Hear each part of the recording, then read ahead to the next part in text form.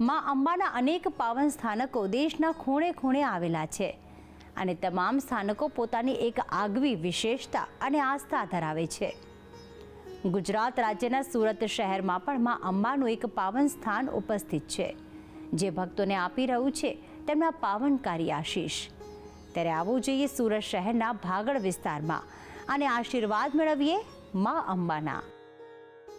સુરતના ભાગળમાં આવેલ છે અંબાજી માતાનું ધામ। 700 વર્ષ પુરાણો છે આ મંદિરનો ઇતિહાસ। સુરતના ભાગળ વિસ્તાર ખાતે આવેલું માં અંબાનું મંદિર સૌથી જૂનું અને જાણીતું માનવામાં આવે છે। 700 વર્ષ જૂનું પ્રાચીન કાળના સમયથી આ મંદિર બનેલું છે। આ મંદિર સાથે ભક્તોની અનોખી આસ્થા જોડાયેલી છે।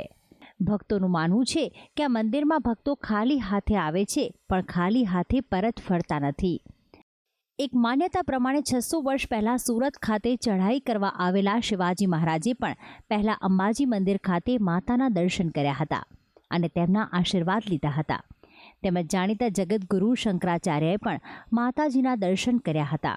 આ મંદિર સાથે ભક્તોની આસ્થા એ રીતની જોડાયેલી છે કે એકવાર મંદિરના દર્શન કર્યા બાદ બીજી વાર પણ મનોકામના પૂરી થતાં ભક્તો આ મંદિરે ફરીથી આવે છે।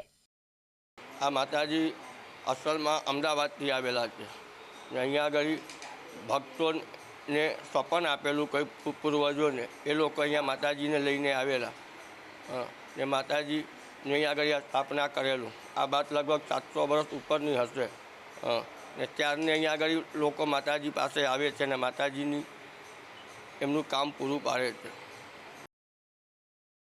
નિત્ય કરવામાં આવે છે માં અંબાનો અભિષેક।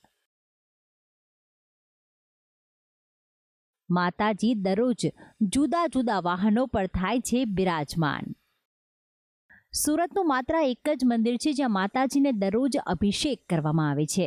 માતાજીને અલગ અલગ શણગાર કરવામાં આવે છે અને માતાજીને 7 દિવસ અલગ અલગ વાહનો પર બિરાજમાન કરવામાં આવે છે।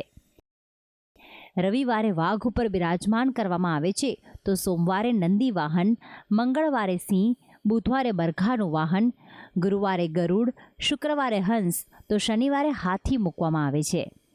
આ રીતે માતાજીના અલગ અલગ વાહનોને ભક્તોના દર્શન માટે મૂકવામાં આવે છે। मुझे माता जी के मंदिर में आके बहुत अच्छा लगता है और मैं जब भी पीयर आती हूँ तो माता जी का दर्शन करके ही बॉम्बे जाती हूँ अपने ससुराल। उनकी श्रद्धा से मुझे बहुत कुछ मिला है और मुझे बहुत खुशी है यहाँ आने के बाद लगता है। મંદિરની પૌરાણિકતા વિશે જો વાત કરીએ તો 700 વર્ષ પહેલાં અંબાજી મંદિરના માતાજી પૂર્વજોને સ્વપ્નમાં આવ્યા હતા।